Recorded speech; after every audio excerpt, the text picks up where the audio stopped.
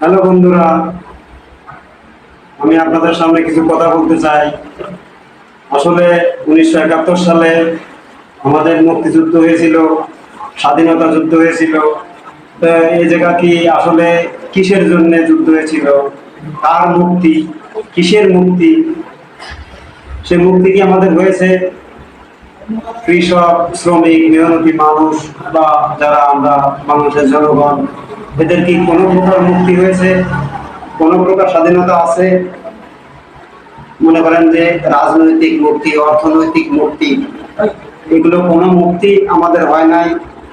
শুধুমাত্র আমরা একটা স্বাধীনতা রাষ্ট্র পেয়েছি, আর কোনো কিছু মুক্তি আমাদের দেয় নাই কারা?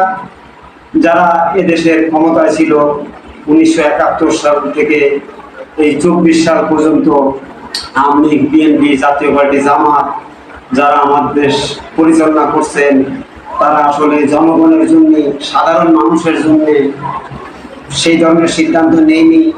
এদের নিজস্ব কিছু লোকের পেট মোটা করছে বা প্রচুর টাকার মালিক করে ফেলছে, কিন্তু আসলে জনগণের জন্য তেমন কিছু করেনি।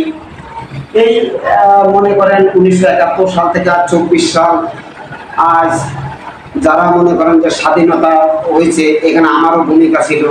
আমিও হাতে লেখা পোস্টার করলাম ছাত্রদের আন্দোলনের পক্ষে, কারণ আমাদের কোনো স্বাধীনতা ছিল না, কথা বলার স্বাধীনতা পর্যন্ত ছিল না। অর্থনৈতিক স্বাধীনতা তো দেয়নি, কথা বলার স্বাধীনতাও কেড়ে নিয়েছে এরা সবাই মিলে কম বেশি।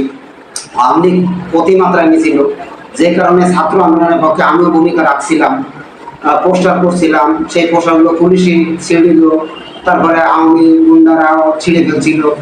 যাই হোক, আমার ঘরে ছোট বেশি, আমার আরো 2-3 জন বন্ধু ছিল, তাদের ঘরেও চাপ সৃষ্টি করা হয়েছিল।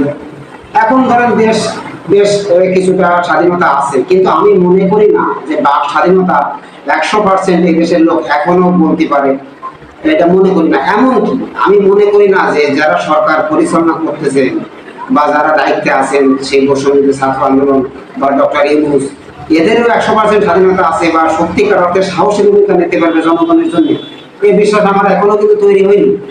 এর কারণ বা এর একটা কারণ বলি যে যারা এই দেশটিকে এই পর্যন্ত 71 সালের পর এই পর্যন্ত যারা দেশ শাসন করছে, ক্ষমতায় ছিল, এরা তো ইন্ডিয়ার সাথে চুক্তি করছে বা বিভিন্ন প্রকার চুক্তি।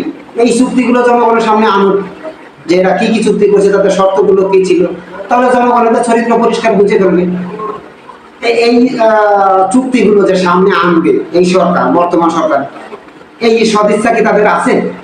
যদি না থাকে বা না আনেন, তাই আমরা পরিষ্কার মনে করবো যে আসলে সেই স্বাধীনতার জায়গায় তারাই যায়নি, তাহলে আমাদের তো প্রশ্নই আসে না। যাও, আমাদের যে মুক্তিযুদ্ধটা হয়েছিল মূলত কিসের মুক্তি, কার মুক্তি? অর্থনৈতিক মুক্তি, কৃষকের মুক্তি, শ্রমিকের মুক্তি, জনগণের মুক্তি। সে অর্থনৈতিক মুক্তি কি আজও পর্যন্ত আছে?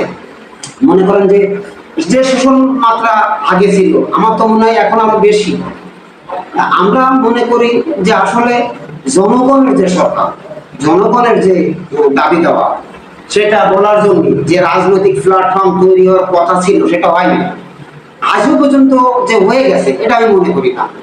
তো বর্তমানে যাদের